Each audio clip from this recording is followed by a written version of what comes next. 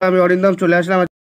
নমস্কার বন্ধুরা, আমি অরিন্দম চলে আসলাম আজকে এই মুহূর্তে খুব বড় একটা ডিএ আপডেট নিয়ে। এবার ডিএ আপডেটে কিন্তু উঠে আসলো বিরাট গুরুত্বপূর্ণ আন্দোলনের খবর। চলছে ধর্মঘট। ধর্মঘট চলবে যতক্ষণ না মাননীয় মুখ্যমন্ত্রী তাদের সাথে ভেট করছে, মানে দেখা করছে, ততক্ষণ কিন্তু কন্টিনিউয়াসলি কিন্তু ধর্মঘট চলবে এবং আরও বৃহত্তর আন্দোলনের ডাক দিয়েছে ভাস্কর ঘোষ, ডিএ আন্দোলনে যিনি নেতৃত্ব করছেন। সো বিরাট বড় একটা আন্দোলনের ডাক দিয়েছে আবার ডিএ ঐক্যমঞ্চ। সো ভিডিওটা আপনাদের কাছে খুব গুরুত্বপূর্ণ হতে চলেছে বন্ধুরা। সো ভিডিওটা স্কিপ না করে প্রথম থেকে শেষ পর্যন্ত দেখার অনুরোধ রইল এবং চ্যানেলটা যদি ভালো লেগে থাকে তাহলে অবশ্যই সাবস্ক্রাইব করে আমাদের পাশে থাকবেন। সো বন্ধুরা, চলুন আজকের এই গুরুত্বপূর্ণ ভিডিওটা শুরু করি। ডিএর দাবিতে আরও জোরালো, মুখ্যমন্ত্রী দেখা না করলে লাগাতার ধর্মঘট করবে। মুখ্যমন্ত্রী মমতা বন্দ্যোপাধ্যায়ের সাথে সাক্ষাৎ করতে চান রাজ্য সরকারি কর্মী তথা ডিএ আন্দোলনকারীরা। সেই দাবি না মিটলে লাগাতার বন্ধ ঘোষণা সরকারি কর্মচারীদের একাংশের। ডিএ আন্দোলনের নয়া মোড়, মুখ্যমন্ত্রী মমতা বন্দ্যোপাধ্যায়ের সাথে সাক্ষাৎ করতে চান রাজ্যের সরকারি কর্মী তথা ডিএ আন্দোলনকারীরা। সেই দাবি না মিটলে লাগাতার বন্ধের পথে হাঁটবেন তারা, এমনটাই ঘোষণা করা হলো সরকারি কর্মীদের একাংশের তরফে। সোমবার সংগ্রামী যৌথ মঞ্চের তরফে শহীদ মিনারে সাংবাদিক সম্মেলন করা হয়। সেখানে সরকারি কর্মীরা জানান তারা 19 তারিখ মিছিল করবেন কলকাতায়, শিয়ালদা হাওড়া হাজরা মোড় থেকে। সেই মিছিলে এসে পৌঁছাবে শহীদ মিনার চত্বরে, সেখানে সভা হবে। সেদিন মুখ্যমন্ত্রীর সাথে দেখা করতে চান তারা। যদিও মুখ্যমন্ত্রী তাদের সাথে দেখা না করেন তাহলে 29শে জানুয়ারি থেকে রাজ্যে লাগাতার বন্ধ চলতেই থাকবে।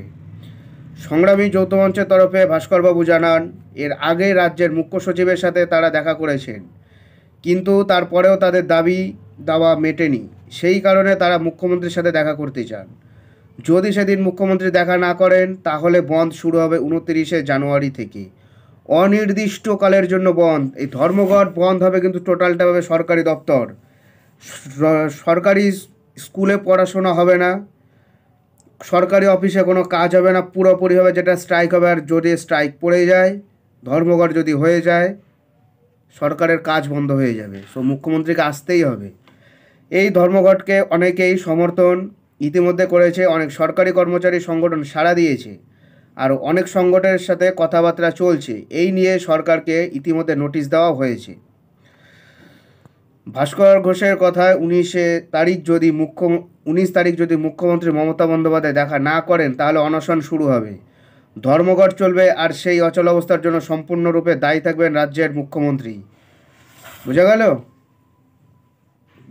অনশন চলবে, কন্টিনিউয়াসলি ভাবে অনশন চলবে, ধর্মঘট হবে, রাজ্যে বিশৃঙ্খলা অবস্থা তৈরি হতে চলেছে। এইবার বৃহত্তর এত বড় আন্দোলন হয়নি। বিহারে 1,20,000 অস্থায়ী কর্মীকে স্থায়ী করে দেওয়া হয়েছে, শিক্ষকদের স্থায়ী করা হয়েছে, অথচ বিহার আমাদের থেকে ছোট রাজ্য, জিএসটি কালেকশনে সেই রাজ্য কম, সেই রাজ্যে মদ বিক্রি বন্ধ, তারপরেও তারা বেকার যুবক যুবতীদের স্বার্থে পদক্ষেপ নিতে পারছে, আর আমাদের রাজ্য সরকার পারছে না। আমাদের রাজ্য সরকার লক্ষ্মী ভাণ্ডার দিয়ে যাচ্ছে, ক্লাবে টাকা দিয়ে যাচ্ছে, উল্টোপাল্টা শুধু খরচ করে যাচ্ছে, রাজ্য সরকারি কর্মচারীদের মায়না দিচ্ছে না, বেকার ছেলেমেয়েরা রাস্তায় বসে বসে কান্না করছে, গলার এই ফাঁসির মঞ্চ তৈরি করে তারা ফাঁসিতে অভিনয় করছে যে আমাদের ফাঁসি দিন, আমাদের চাকরি দিন, নাহলে আমাদের ফাঁসি দিন। বিহারের নাম শুনলে সবাই আমরা বলতাম এবার ভাই তো বিহারের লোকদের বাঙালিরা আগে ছোট করতো, এখন বাঙালিরা বিহারের গেলে বলে সালা তো বাঙালি চোর, আমাদের পরিচয় কি চোর। ঠিক বললাম তো? বিহার পারলে আমরা কেন পারবো না? বিহার কেন এগিয়ে, বাংলা কেন পিছিয়ে? প্রসঙ্গত কেন্দ্রীয় সরকারি কর্মচারীরা 46% হারে ডিএ বা মহার্ঘ ভাতা পেয়ে থাকেন, সেখানে রাজ্যের সরকারি কর্মচারীদের দেওয়া হয় মাত্র 10% ডিএ। তাতে তীব্র আপত্তি সরকারি কর্মচারীদের একাংশের। সংগ্রামী যৌথ মঞ্চ সহ একাধিক সরকারি কর্মচারী সংগঠনের অভিযোগ এই রাজ্যের সরকারি কর্মীরা সব দিক থেকে বঞ্চিত, তাদের প্রাপ্য ডিএ দেওয়া হয় না। এই দাবিতে আগে নবান্ন বৈঠক করেছেন সরকারি কর্মীরা, তারপরে আর কোনো সমাধান সূত্র বেরোয়নি বলে অভিযোগ। যদিও মুখ্যমন্ত্রী মমতা বন্দ্যোপাধ্যায় বেশ কয়েকবার জানিয়েছেন ডিএ হলে রাজ্যের ঐচ্ছিক বিষয়, চাইলে দেবে, না চাইলে দেবে না, এর জন্য কেউ জোর করতে পারে না। তবে সরকারি কর্মীরা এই তথ্য মানতে নারাজ।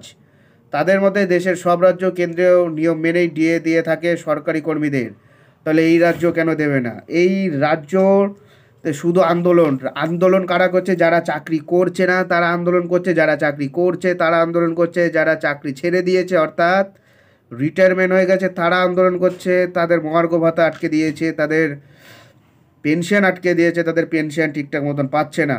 কেমন রাজ্য চলছে এটা? হচ্ছেটা কি রাজ্যে? কোথায় চলে গেল সোনার বাংলা? এটা সোনার বাংলা ছিল, এখন সোনার বিয়ার হয়ে গেল। আমাদের বাংলাটা এখনো সোনার হতে পারলো না। এ দোষ চাপাচ্ছে এর কাছে, সে তার কাছে। রাজ্যের শিক্ষা ব্যবস্থাটা পুরো ভেঙে পড়েছে আস্তে আস্তে। অযোগ্য শিক্ষক পুরো ভরে গেছে পুরো পশ্চিমবঙ্গে পুরো। হচ্ছেটা কি? কে দেবে প্রশ্নের উত্তর? কারো কাছে নেই, সব কাছে অজানা। সো বন্ধুরা, এটাই হলো আজকেকার আপডেট। সো এরকম আপডেট পেতে হলে আমাদের চ্যানেলে নিউজার অরিন্দমকে সাবস্ক্রাইবার করে আমাদের পাশে থাকবেন। দেখা হচ্ছে পরের ভিডিওতে। ভালো থাকবেন সবাই। নমস্কার, জয় হিন্দ, বন্দে মাতরম।